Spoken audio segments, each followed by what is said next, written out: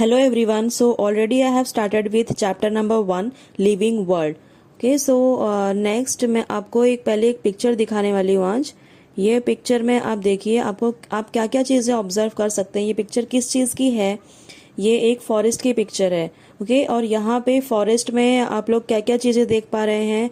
यहाँ पे snack present है, देन मंकी है, एंट दिख रही है, लार्वा, टाइगर है, एलिफेंट है, मशरूम है, बग्स प्रेजेंट हैं. तो कुछ चीज़ें मैंने ट्राई किया है जो भी फॉरेस्ट में दिखाई देती हैं, वो मैं यहाँ पे आपको शो की हूँ. तो ये सब चीज़ें देखकर आपको क्या लग रहा है कि ये सब लिविंग है या नॉन लिविंग है? यस, नो डाउट, ये सब चीज़ें क्या है? लिविंग बींग्स हैं. और इसमें सिर्फ एनिमल्स ही नहीं बल्कि आप प्लांट्स भी देख सकते हैं. Yes, so there are big big trees as well as there are small plants. आपको डिफरेंट डिफरेंट टाइप्स के इसमें प्लांट्स दिख रहे हैं, ट्रीज भी हैं, और आप डिफरेंट टाइप्स के एनिमल्स देख पा रहे हैं. जैसे कि फॉर एग्जांपल टाइगर आप देख रहे हैं यहाँ पे, एलिफेंट है, सो मंकी है. ये सब चीज़ें क्या है? ये सब एनिमल्स हैं. लेकिन ये सारी एक जैसी हैं क्या? नहीं, ये सब different different types of animals present है. फॉरेस्ट में different different types of plants and animals present है. Not only in forest but अगर आप प्लेनेट अर्थ पे देख रहे हैं तो अर्थ पे भी बहुत सारे डिफरेंट डिफरेंट टाइप्स के एनिमल्स प्रेजेंट हैं, प्लांट्स प्रेजेंट हैं. नो डाउट कि माइक्रो ऑर्गेनिजम्स भी प्रेजेंट है अपने प्लैनेट अर्थ पे. सो ये सब चीज़ें क्या है? हमें डिफरेंट डिफरेंट वैरायटीज देखने मिल रहा है. Yes, so different varieties of plants देखने मिल रहा है, डिफरेंट वैरायटीज ऑफ ट्रीज देखने मिल रहा है अर्थ पे. Then different varieties of animals देखने के लिए मिल रहे हैं. कुछ एनिमल्स अर्थ पे रहते हैं जो कि लैंड पे रहते हैं, और कुछ एनिमल्स कहाँ रहते हैं? वाटर बॉडी में रहते हैं. सो अगेन यहाँ पे भी आप लोग देख सकते हैं कि डिफरेंशिएशन हो रहा है. So there is immense diversity in living organism. Now what does it mean? Diversity मतलब क्या? कि variety. Diversity means variety. So you can say कि बहुत सारी वैरायटीज प्रेजेंट है लिविंग ऑर्गेनिज्म की. कहाँ पे? अर्थ पे. So since time immemorial variety of organisms are living together on earth. Means हम जब से जानते भी नहीं है इस अर्थ को, तब से यहाँ पे बहुत सारे टाइप के एनिमल्स और प्लांट्स, या फिर सिंपली आप बोल सकते हैं कि डिफरेंट डिफरेंट लिविंग टाइप्स के लिविंग ऑर्गेनिज्म यहाँ पे रहते हैं. So in order to understand the inter relation between living and non living as well as between two living beings or groups. So systematic study of this is essential. Yes, no doubt कि हमें अगर इनके बारे में पढ़ना है तो living organisms जो हैं या नॉन लिविंग हैं, लिविंग और नॉन लिविंग के बीच में भी इंटरेक्शन होता है. Yes, so see for example हम ह्यूमन बींग्स हैं, हम लोग क्या हैं? लिविंग बींग हैं. और जो एयर है ये क्या है? नॉन लिविंग है. वाटर क्या है? नॉन लिविंग है, अबायोटिक फैक्टर है. So but we as a human being, हम लोग एयर पे डिपेंड हैं, हम लोग वाटर पे डिपेंड हैं. अगर ये अबायोटिक फैक्टर्स नहीं रहेंगे, sunlight, this is also one of the abiotic factor. तो अगर सनलाइट नहीं है, वाटर नहीं है, या फिर फूड नहीं है, तो ये सब क्या चीज़ है? ये सब क्या है? अबायोटिक फैक्टर्स हैं. Food we can't say, okay, वो प्लांट से आ रहा है. फ्रूट्स अगर ले लेते हैं तो this is also one of the biotic factor only. But if in case we are talking about water, then we are talking about sun rays, we are talking about airs, we are talking about soil. So what are these are abiotic factors. So कहीं ना कहीं हम लोग biotic factors जो हैं, हम लोग abiotic पे डिपेंड हैं. यस, हम लोग एक्सहेल इनहेल कर रहे हैं, and it means that we are doing respiration process, तो उसमें भी हम लोग अबायोटिक फैक्टर को यूटिलाइज कर रहे हैं. पानी पीते हैं, बिना पानी के हम लोग सर्वाइव कर सकते हैं क्या? नहीं, we require water. So what is that water? It is a biotic factor. So somewhere we are dependent, we are related to these abiotic factors. It means what you can say is कि biotic और abiotic factors के बीच में inter relation है, कुछ ना कुछ relation है. यस, और सिर्फ बायोटिक और अबायोटिक के बीच में नहीं, बल्कि जो लिविंग बींग्स हैं, जो different different varieties of living beings present हैं, जो बायोटिक फैक्टर्स प्रेजेंट हैं, उनमें भी रिलेशन है. Yes, if you study about ecosystem, so you can see कि कहीं ना कहीं रिलेशन है सबके बीच में. So for example I will give you कि जो स्नैक है वो फ्रॉग को खा के अपना पेट भरता है. Yes, so this was one of the example where you can see कि एक लिविंग ऑर्गेनिज्म जो है वो दूसरे लिविंग ऑर्गेनिज्म पे डिपेंड है. We human beings we are dependent on plants for our food. Yes, so this data is very important for various industries and agriculture purpose. जो भी ये सब डाटा है और सारे लिविंग ऑर्गेनिजम्स के बारे में, सारे बायोटिक और अबायोटिक फैक्टर्स के बारे में जो भी डाटा है, it is very much important और you can say very much essential for the industries and agriculture. Industries में क्यों? जैसे कि कोई फार्मेसी की कंपनी हो गई या फिर आयुर्वेदिक की कंपनी हो गई, तो वहाँ पे it is very much essential to know about the plants. किसी भी प्लांट्स के बारे में नॉलेज होना चाहिए, किसी भी लिविंग ऑर्गेनिज्म के बारे में नॉलेज होना चाहिए, तो ही क्या कर सकते हैं, एक प्रॉपर मेडिसिन रेडी होगा. Yes, then in agriculture also, agriculture जो कर रहा है, जो खेती कर रहा है, उसे नॉलेज होना चाहिए कि ये कौन सा पर्टिकुलर प्लांट है. Yes, then only that particular person will be able to do agriculture. Now, agriculture में भी सिर्फ एग्रीकल्चर ही नहीं करना है, बल्कि उस प्लांट के लिए स्पेसिफिक पेस्टिसाइड, इंसेक्टिसाइड्स भी तो बनाए जाते हैं. So it is very much important to know about the plants. Yes. Now next is what? Intensive laboratory and field studies in order to identify and classify the organisms from strong basis for meaningful use of the collected data.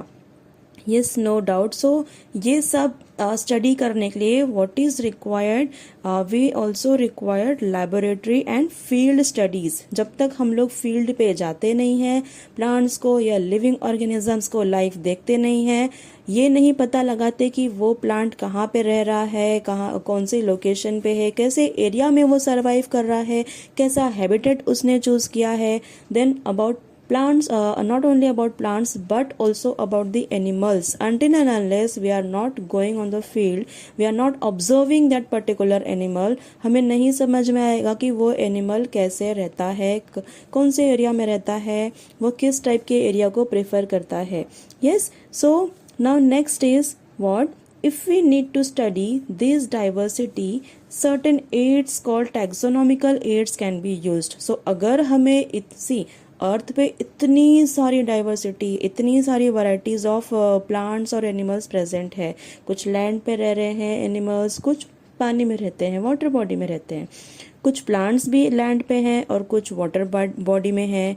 Yes, सो ये सब चीज़ें study करने के लिए there should be specific, you can say taxonomical aids, जिसके through हमें यह सब समझ में आएगी. Now what is mean by, see here I have used a term taxonomical aids. So first of all you must know that what is taxonomy. So what is taxonomy? Taxonomy क्या है? ये एक ऐसा साइंस है जिसमें हम naming करते हैं, डिस्क्राइब करते हैं या क्लासीफाई करते हैं किसी भी ऑर्गेनिज्म को. यस, सो किसी भी ऑर्गेनिज्म मीन्स व्हाट, इसमें क्या क्या इंक्लूडेड रहेगा? प्लांट्स, एनिमल्स और micro organisms. If we talk about these three, तो इसमें सब इंक्लूड हो जाते हैं जितने भी लिविंग बींग्स हैं. Then what is taxonomical aid? Taxonomical aid मतलब क्या कि it is a resource that contain techniques, procedure and it stores useful information for the identification and classification of organisms or species. See, जब भी आप अच्छा, so I will give you some examples of taxonomical aids so that आपको easily समझ में आ जाए. जैसे कि for example zoological park या फिर botanical garden. यस, अगर आप ये सब जगह पे जाएंगे, zoological park, I will give you one example, अपने बाइकला में भी है. So if you go there, वहाँ पे आप लोग जितने भी प्लांट्स देखेंगे उस पे नेमिंग किया हुआ है. You will see the name plate जिसपे कि उसमें उसका नेम लिखा हुआ है कि ये कौन सा प्लांट है. So by looking at that plate you can identify that which plant it is. So in this way क्या किया जाता है कि सब प्लांट्स को लेबलिंग किया रहता है जिससे कोई भी देखे तो आसानी से पहचान सके. So this was one of the example of taxonomical aids. We are going to study one by one all the taxonomical aids. Okay, not all, but whatever, whichever it is given in your textbook. So all this we are going to see. Now next is you can see next slide. Here I have written what is mean by diversity. You can note it down. So diversity मतलब क्या? Basic इसका जो meaning है वो है variety of life on earth. जितना भी आप वैरायटी ऑफ लाइफ देख रहे हैं अर्थ पे वो सब डाइवर्सिटी है, वैरायटी है. Okay, then taxonomy. What is mean by taxonomy? It is the science of naming, describing and classifying organisms. Organisms में क्या इंक्लूडेड रहेंगे? Plants, animals and micro organisms. Now next is taxonomical aid. I have explained you already. So resource that contains techniques, procedure and store useful information for the identification and classification of organisms or species. So these things you can note it down. Now there are few questions which we are going to see. So the first question is, how can we study large number of organisms at a glance? So what will be the answer? Yes, by classification and systematic study. Correct. Okay, now next question is whether all organisms prepare their own food.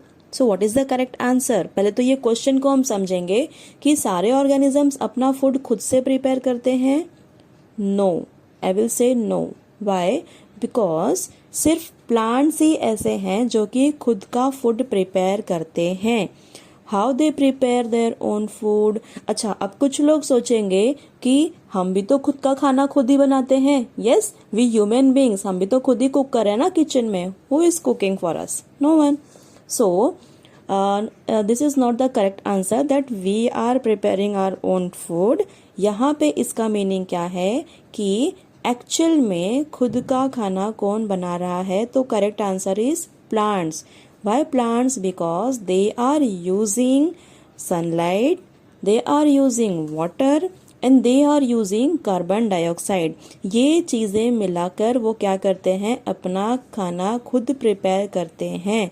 सो हम लोग क्या कर रहे हैं फिर? जो kitchen में खाना बना रहे हैं वो कहाँ से आ रहा है? Just try to remember from where we are getting those things. जो भी हम खाना बनाने के लिए चीज़ें लेके आते हैं मार्केट से, वो कहाँ से आ रही हैं? Ultimately they are coming from plants. So we are dependent on plants for our food. We are not making our food by own. Yes, but we are dependent on plants. Plants हमें वो सब चीज़ें दे रहे हैं, then only we are able to cook it. We are simply cooking it. We are not preparing it. Okay, so actually who is preparing their own food? Only plants. So what will be the correct answer? Whether all organisms prepare their own food? No, only plants prepare their own food. Now next question is, which feature can be considered as all inclusive characteristics of life and why? What is the reason for that? So already we have discussed. Then what is the correct answer for this?